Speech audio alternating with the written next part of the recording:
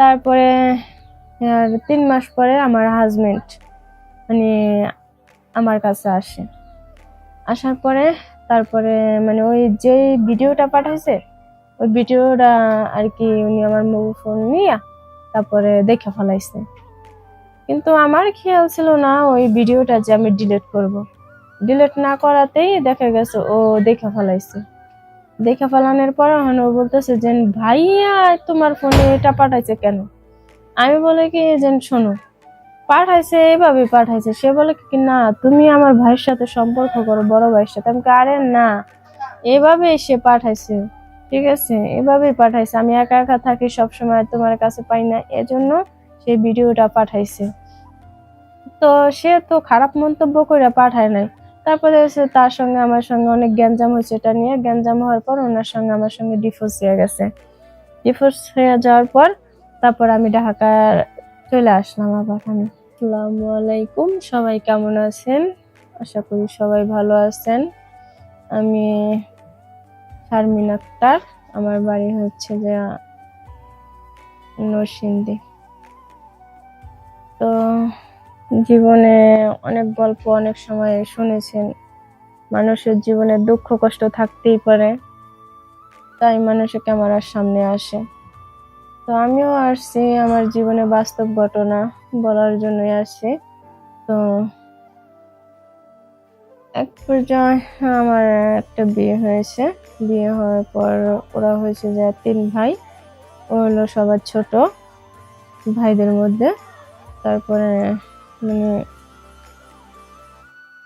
তারপরে আমাদের বিয়েটা হলো। হওয়ার পরে আমার একটা ভাসুর ছিল, ওনার আর কি আমার সবসময়ের জন্য কল দিতে, ভিডিও ফোন দিতে, কথা বলতে।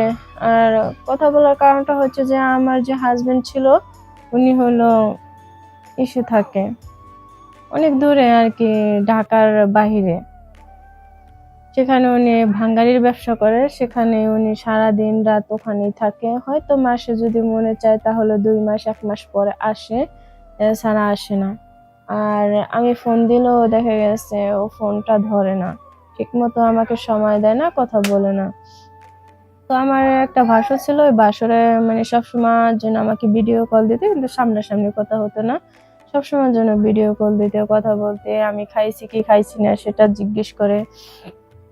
তারপর একদিনকে আমি বললাম কি ভাইয়া আপনি আমার এত খোঁজ খবর নেন, আপনার ভাই তো একবার আমার ফোন দিয়ে খোঁজ খবর নেয় না। সে বলে কি থাক, সমস্যা কি, ও তো ছোট, ও তেমন কিছু বোঝে না, সমস্যা নাই। তো কি হয়েছে, আমি তোমার তো খোঁজ খবর নেই এটা বললো। আচ্ছা ঠিক আছে, সমস্যা নেই, আপনি তো আমার বড় ভাইয়ের মতো, আপনাকে সম্মান শ্রদ্ধা করি, ঠিক আছে সমস্যা নেই, খোঁজ খবর লন, তাতে কি হয়েছে, এক ভাই না আছে, আরেক ভাই আছে, বড় ভাই হিসেবে আমি এটা বলতাম। বড় ভাই হিসেবে তাকে আমি অনেক সম্মান করতাম। তারপরে দেখা গেছে সে আমাকে প্রতিদিন ভিডিও কল দিতে, কথা বলতে, হেও হাসি খুশি কথা বলতে, আমিও হাসি খুশি কথা বলতাম।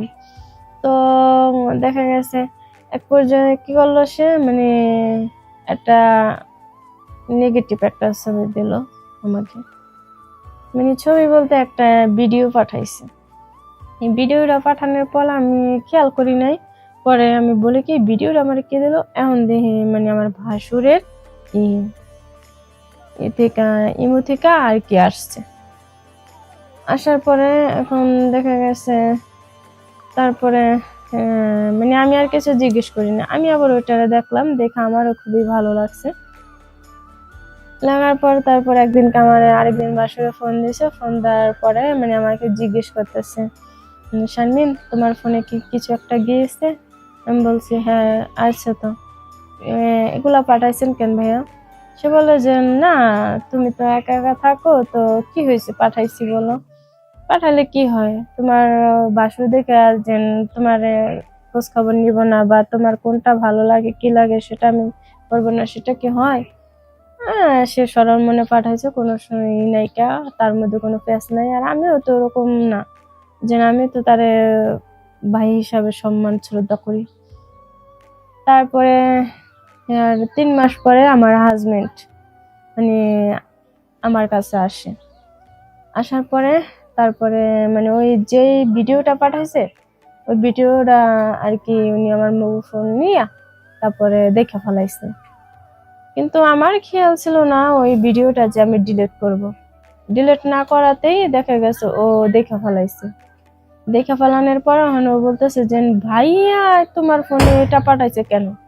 আমি বলে কি যে শোনো, পাঠাইছে এভাবে পাঠাইছে। সে বলে কি না তুমি আমার ভাইয়ের সাথে সম্পর্ক করো, বড় ভাইয়ের সাথে। আমি আরে না, এভাবেই সে পাঠাইছে, ঠিক আছে, এভাবেই পাঠাইছে। আমি একা একা থাকি, সবসময় তোমার কাছে পাই না, এজন্য সেই ভিডিওটা পাঠাইছে। তো সে তো খারাপ মন্তব্য করে পাঠায় নাই। তারপরে হচ্ছে তার সঙ্গে আমার সঙ্গে অনেক গ্যাঞ্জাম হয়েছে, এটা নিয়ে গ্যাঞ্জাম হওয়ার পর ওনার সঙ্গে আমার সঙ্গে ডিভোর্স হয়ে গেছে। ডিভোর্স হয়ে যাওয়ার পর তারপর আমি ঢাকা চলে আসলাম। আবার আমি ঢাকা চলে আসার পর তারপর আমি একটা আর কি ওষুধ কোম্পানিতে চাকরি করি। চাকরি করার পর তারপরে সেখান থেকে তারপর আরেকটা ছেলের সঙ্গে আমার সঙ্গে পরিচয় হয়। পরিচয় হওয়ার পর তার সঙ্গে দেখা গেছে হ্যাঁ ছেলেটা বিয়ে, তো সে বিয়ে করেনি, সে আমার সব ব্যাকগ্রাউন্ড সব জানে শুনেই করে। তারপরে জানা শুনে সে আমাকে বিয়ে করলো। বিয়ে করার তার পরিবার নিয়ে তারপরে বিয়ে করছে। আমি বলছি দেখো আমার আগে একটা বিয়ে হয়েছে, আমার বেবি নাই, ঠিক আছে, এখন সেটা আমাদের মধ্যে ভুল বুঝে হয়েছে, তুমি যদি আমাকে না নিতে পারো কোনো সমস্যা নাই। সে বললো আচ্ছা ঠিক আছে সমস্যা নাই, তোমারে আমি বিয়ে করবো, ঠিক আছে। তারপরে তার সঙ্গে আমার সঙ্গে বিয়ে হলো ফ্যামিলিগত ভাবে। এখন আমি তাদের বাড়িতে আছি। বাড়িতে থাকার পর এখন আমি আল্লাহর রহমতে সবাইকে ভালো পাইছি, শ্বশুর শাশুড়ি ননদদের আল্লাহর রহমতে সবাইকে আমি ভালো পেয়েছি। তো দর্শক আমার এই গল্পটা যদি আপনাদের ভালো লাগে সবাই লাইক কমেন্ট শেয়ার করবেন, আর আমাদের এই সংসার পরিবার নিয়ে সবাই দোয়া করবেন যাতে আমি ভালো থাকি সংসারটাকে নিয়ে।